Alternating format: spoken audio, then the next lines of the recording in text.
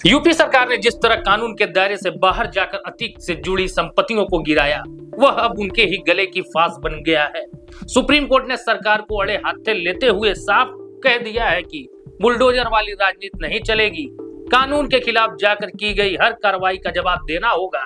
जिस बुलडोजर को कानून का हथियार बताया गया, वही अब सरकार के लिए बदनामी का कारण बन गया है।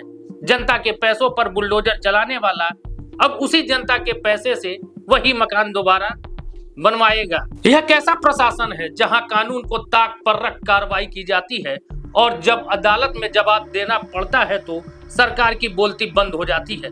यूपी में बुलडोजर का खेल सिर्फ पब्लिक सिटी स्टैंड बनकर रह गया और अब सुप्रीम कोर्ट ने इसे करारी चोट दी है।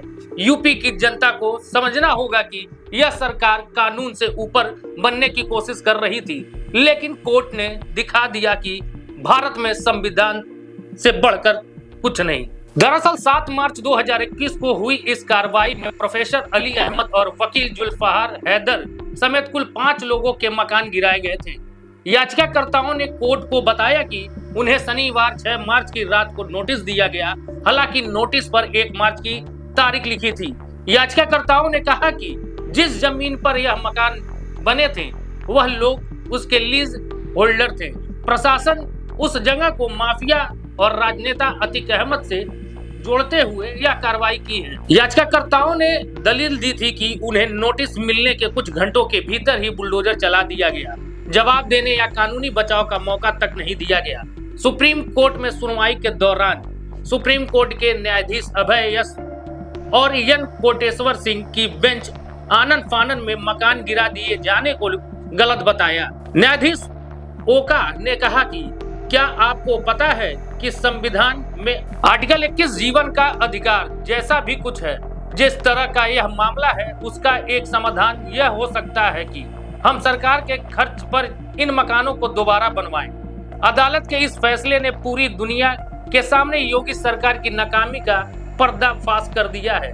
अतीक अहमद जैसे अपराधियों का मुकाबला करने में विफल रही योगी सरकार अब उनकी संपत्तियों को दोबारा बनवाने पर मजबूर हो गई है। यह कैसा शासन मॉडल है? क्या बुलडोजर सिर्फ एक राजनीतिक एजेंडा था?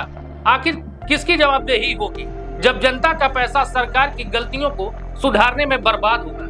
योगी सरकार ने सत्ता में बने रहने के लिए बुलडोजर को कानून का हथियार बना दिया, लेकिन सुप्रीम कोर्ट ने यह स्पष्ट कर दिया कि भारत में संविधान और कानून के ऊपर कोई नहीं, ना सरकार ना कोई नेता। यूपी की जनता को पूछना चाहिए, अगर सरकार ने सही किया था तो अब दोबारा बनाने के लिए मजबूर क्यों हो रही है?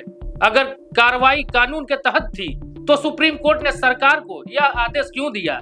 यह योगी सरकार की कार्यशैली पर सबसे बड़ा सवालिया निशान है। आज के लिए बस इतना ही। आप देखते रहिए द बवाल। मैं आपके साथ विनीत पांडे। शुक्रिया।